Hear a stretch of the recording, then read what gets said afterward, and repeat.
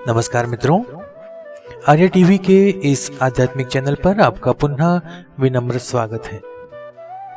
आज के इस नए एपिसोड में हम मनाचे श्लोक के 152वें श्लोक का विवेचन सुनेंगे। तो आइए शुरू करते हैं आज का एपिसोड। आज का श्लोक इस प्रकार है।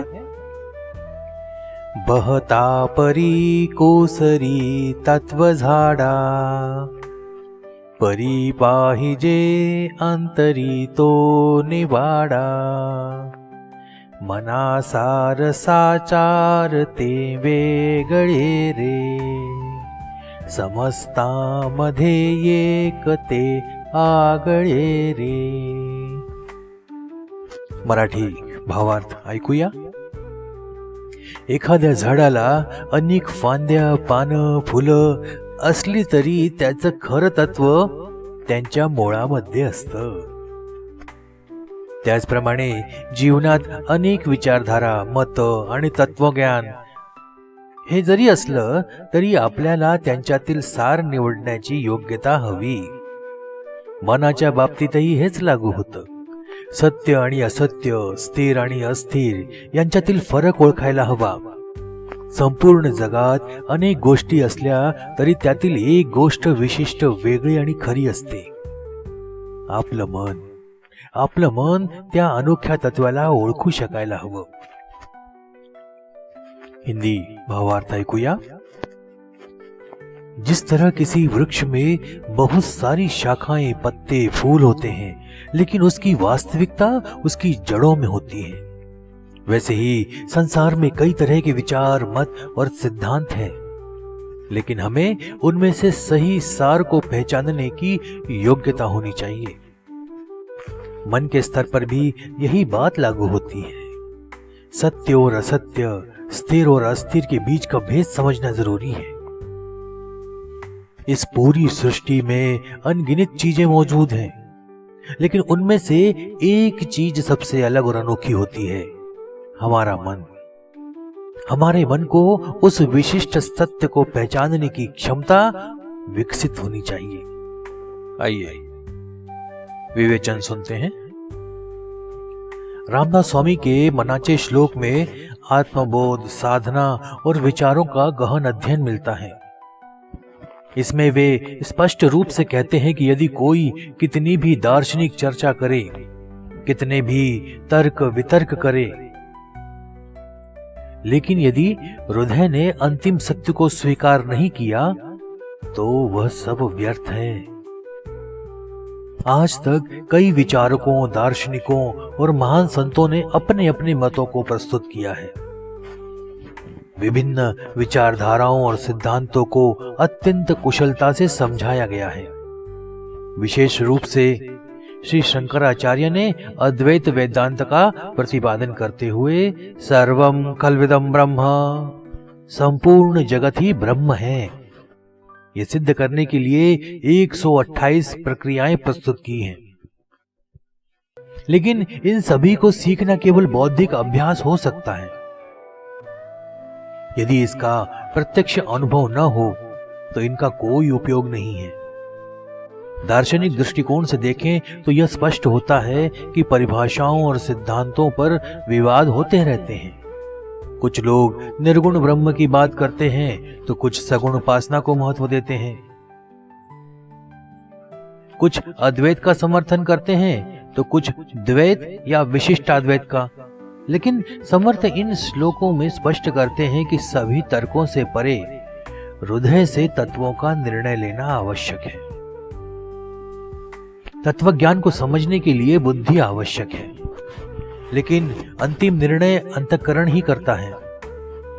उदाहरण के लिए कोई व्यक्ति नदी के दोनों किनारों का अत्यंत वैज्ञानिक ढंग से वर्णन कर सकता है, लेकिन यदि उसने उस नदी में स्वयं तैरने का अनुभव नहीं लिया हो तो वह जल तत्व का वास्तविक ज्ञाता नहीं हो सकता।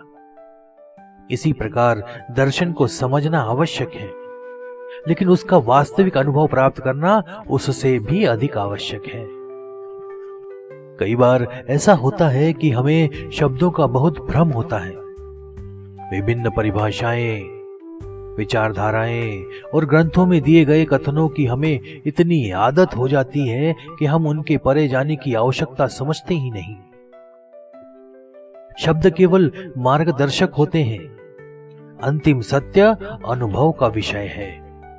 इसलिए समर्थ कहते हैं, तत्वाचा झाडा देण्याचे चातुर्य जरी पुष्कळ असले तरी अंतःकरणाची साक्ष पटेपर्यंत सत्याचा निर्णय केवळ शब्द पांडित्याने होऊ शकत नहीं। शब्द और उनका अर्थ बौद्धिक स्तर पर जितना सरल लगता है, अनुभूति के स्तर पर उतना ही जटिल होता है। यदि कोई व्यक्ति किसी दार्शनिक के विचारों का गहन अध्ययन करे, उसके तर्कों को समझे, तो भी उसे वही आत्मबोध प्राप्त नहीं होगा जो उस दार्शनिक को हुआ था। इसलिए शास्त्रों का अध्ययन और तर्क वितर्क करने के बाद भी जब तक अनुभव नहीं होता, तब तक वह ज्ञान व्यर्थ है। समर्थ जी इस पर जोर देते हैं कि तत्व ज्ञान को शब्दों के माध्यम से समझाया जा सकता है, लेकिन उसका अनुभव शब्दों से परे है। यदि कोई साधक वेद, उपनिषद, गीता और ब्रह्म सूत्र का अध्ययन कर भी ले, तो भी वह केवल बौद्धिक रूप से ज्ञानी होगा। लेकिन जब वह अपने मन और हृदय से इन तत्वों को स्वीकार करता है, तभी वह सच्चा ज्ञानी बनता है। शास्त्रकारों ने दर्शन की विभिन्न शाखाएं विकसित की हैं। किसी ने कर्म कांड को प्राथमिकता दी, किसी ने ज्ञान मार्ग को श्रेष्ठ बताया, किसी ने भक्ति मार्ग से मुक्ति देखी। लेकिन समर्थ जी कहते हैं कि दर्शन कितना भी गहरा हो, अंतिम निर्णय मन और अंतःकरण से लेना पड़ता है। शब्द, शास्त्र और विचार केवल माध्यम है,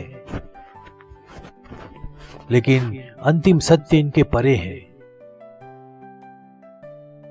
समर्थ कहते हैं, मना सार साचार ते वेगळे रे, समस्ता मध्य एक ते आगळे रे।